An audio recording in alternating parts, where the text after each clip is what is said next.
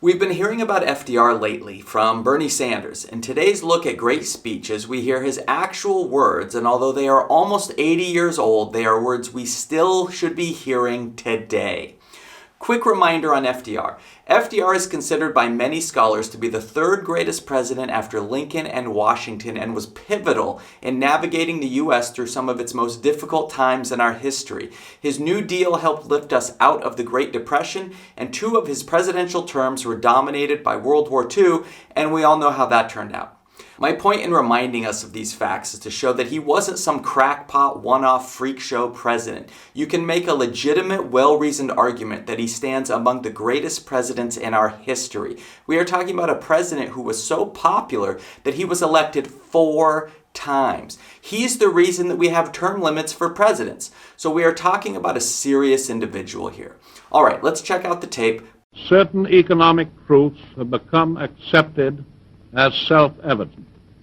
A second Bill of Rights, under which a new basis of security and prosperity can be established for all, regardless of station or race or creed. Okay, so what do we see off the bat? So he genuinely talks about the rights of people, regardless of station or race or creed, and you can tell that he means it. Yes, granted, some people were left off that list, but he's not saying things because the polls show he should. His actions as president back up that he was fighting for people, all people. Notice how he didn't say that we were going to help people and then immediately start talking about how that help would be filtered through corporations. He didn't say we were going to help by handing corporations a tax cut that would eventually trickle down and after the elites had their fun with it. He didn't say that we would help by handing corporations giant contracts that would eventually create some jobs. He's saying, look, we need to go deeper with this Bill of Rights. We need to make sure that there are good paying jobs for American citizens. We need to make that happen.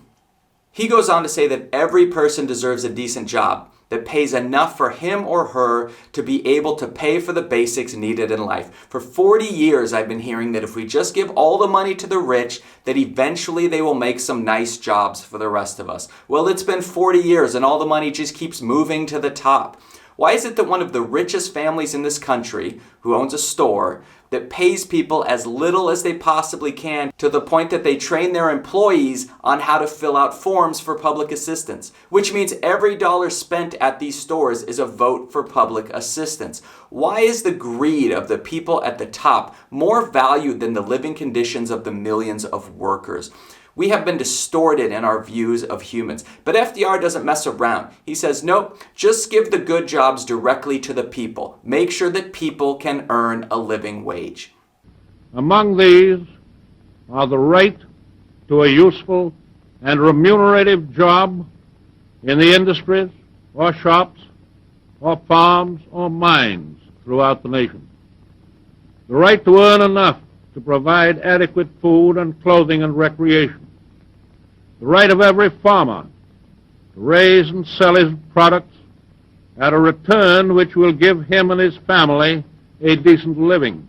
He goes on to talk about business, but when he talks about protecting business, he doesn't mean to slash taxes and regulations, which is all we seem to hear about today. He talks about protecting them from monopolies. And yes, while we may not have too many actual monopolies today, we are up to our ears in duopolies, which when run by people of greed are the same thing. These people are smart enough to figure out how to keep their duopoly balanced to the benefit of all of them, and yet still be able to claim, hey, no monopoly here.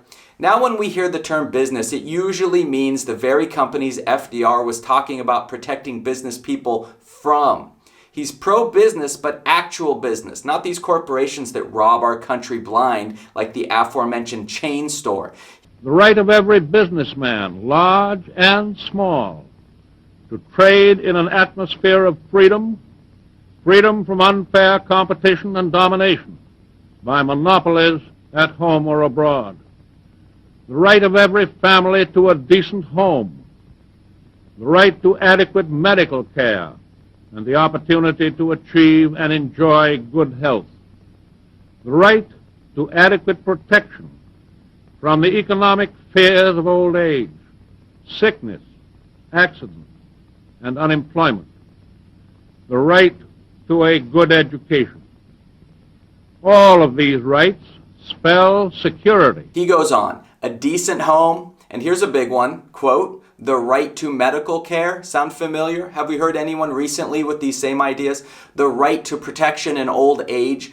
The current Republicans are setting up a system to cut the social programs for the elderly in the foreseeable future. FDR wanted it to be a right. And then here it comes, the right to a good education. He wanted these things as rights. So when we hear today that these ideas are crazy or unattainable and people want to ignore the fact that almost all of the modern first world has these very things, remember, one of the most popular presidents in our history wanted them to be rights enjoyed by all Americans. He then makes the case that healthy, happy Americans means safety and security, not only at home for us to enjoy, but around the world. Everyone wins. We didn't take this route as a country. Instead, we follow and worship greed. We wish we were the billionaires whose existence makes these rights impossible. We've been conned into thinking that if we give all the money to the rich, that they will in turn give us the very things that FDR wanted to give directly to us. I also like the fact that he called this Bill of Rights self-evident. Clearly, people need these things. It's obvious.